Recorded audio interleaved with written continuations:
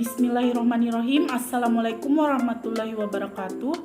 Perkenalkan, kami dari kelompok 2 yang beranggotakan Elma Tahira Husnun, Trilia Buanasari, Ahmad Fudail, Baso Erwin Hidayatullah, di mana tujuan kami ingin memenuhi salah satu tugas mata kuliah Tata Kelola Keuangan Pemerintahan dengan memaparkan sedikit materi mengenai penerapan penganggaran berbasis kinerja. Saya Elma Tahira Husnun dengan NIM 1056411097119 yang akan membahas mengenai anggaran berbasis kinerja. Anggaran berbasis kinerja atau ABK merupakan metode penganggaran bagi manajemen untuk mengaitkan setiap biaya yang dituangkan dalam kegiatan-kegiatan dengan manfaat yang dihasilkan. Penganggaran berbasis kinerja sendiri merupakan penganggaran yang menghubungkan tiap pendanaan yang dicantumkan dalam pengeluaran atau output dengan hasil yang dicapai atau outcome di dalamnya, termasuk efisiensi, efektivitas, dan ekonomi sebagai instrumen untuk mencapai tujuan dan sasaran program. Sebenarnya yang menjadi dasar munculnya sistem ini adalah dilatar belakangi oleh mulai meningkatnya kepedulian serta kesadaran masyarakat terhadap kinerja pemerintah yang menimbulkan ketidakpuasan masyarakat terhadap pemerintah. Hal ini menjadikan dibutuhkannya suatu pengukuran terhadap kinerja kepada para penyelenggara kegiatan. Adapun pengukuran tersebut dibuat untuk menilai seberapa jauh kinerja yang dihasilkan dalam suatu periode tertentu yang kemudian dibandingkan dengan rencana yang telah dibuat sebelumnya. Selanjutnya, komponen anggaran berbasis kinerja indikator kinerja. Indikator kinerja merupakan alat ukur untuk menilai suatu keberhasilan program ataupun kegiatan. Dijelaskan juga dalam buku pedoman penerapan anggaran berbasis kinerja yang dikeluarkan oleh Departemen Keuangan pada tahun 2009 bahwa indikator kinerja yang digunakan terdiri dari indikator kinerja utama program atau yang sering disebut dengan IKU program guna menilai kinerja program. Ada juga indikator kinerja kegiatan atau yang biasa disebut dengan IK kegiatan yang dimana untuk menilai kinerja kegiatan, dan indikator keluaran untuk menilai kinerja sub kegiatan atau biasa sering disebut dengan tingkatan di bawah kegiatan. Saya Trilia Buanasari, NIM 1056411111019 dari kelas IP 6C. Baik, saya akan melanjutkan pemaparan materi yang disampaikan oleh Elma Tahira Husnun. C.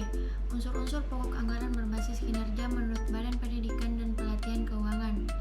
Unsur-unsur dari anggaran berbasis kinerja yaitu yang pertama, pengukuran kinerja. Pengukuran kinerja merupakan proses yang objektif dan sistematis dalam mengumpulkan, menganalisis, dan juga menggunakan informasi untuk menentukan keefektifan dan keefisienan pelayanan yang dilaksanakan oleh pemerintah dalam mencapai tujuan dan sasaran yang telah ditetapkan. Konsekuensi anggaran berbasis kinerja tersebut menghubungkan antara renstra dengan penganggaran. Yang kedua, penghargaan dan hukuman, reward and punishment.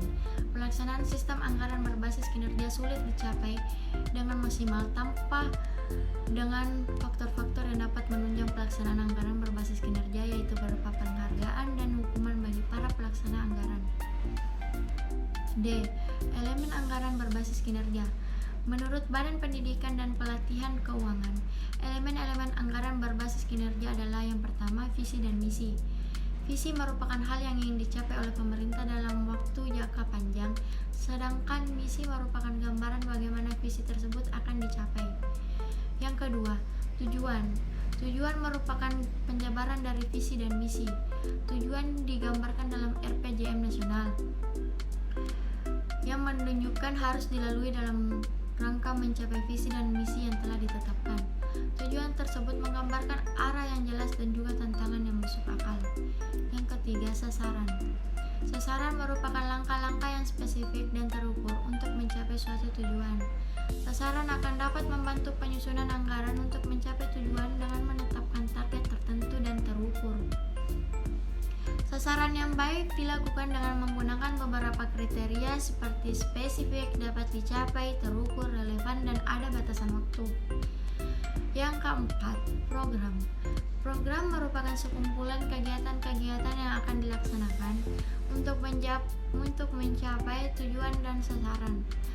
Program dibagi menjadi beberapa kegiatan dan disertai dengan target, sasaran, output, dan outcome.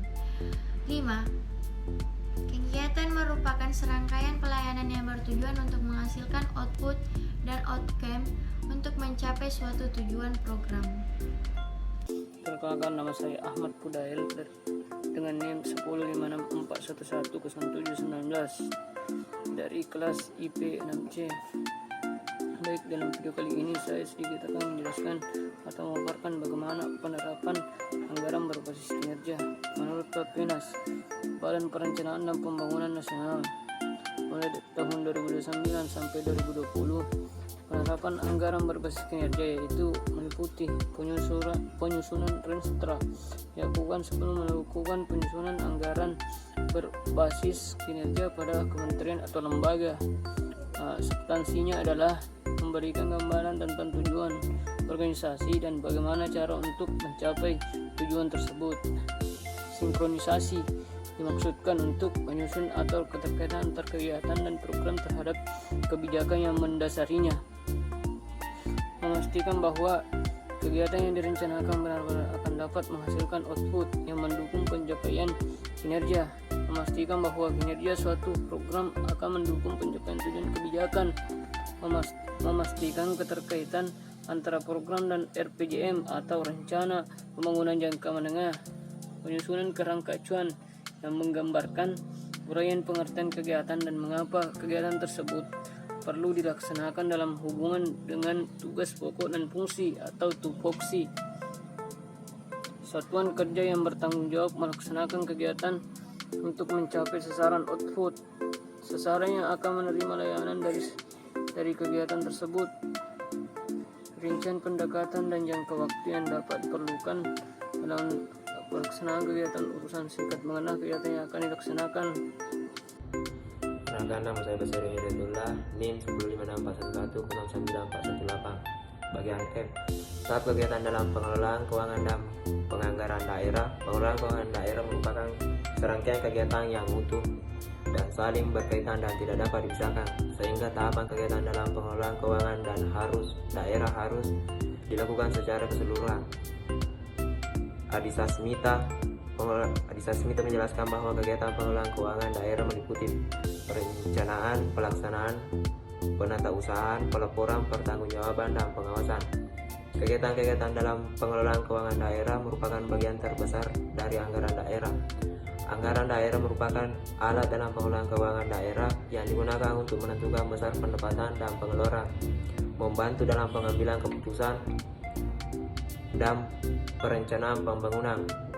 Adisa Smita menyatakan bahwa anggaran daerah merupakan bentuk konkret dari rencana kerja keuangan daerah yang komprehensif dengan mengaktifkan penerimaan dan pengeluaran pemerintah daerah yang dinyatakan dalam bentuk uang untuk mencapai tujuan atau target tertentu dalam satu anggaran. Mungkin itu sedikit pemaparan ataupun penjelasan mengenai penerapan penganggaran berbasis kinerja dari kami kelompok 2. Lebih dan kurangnya mohon dimaafkan. Billahi fisabilil haq. Wassalamualaikum warahmatullahi wabarakatuh.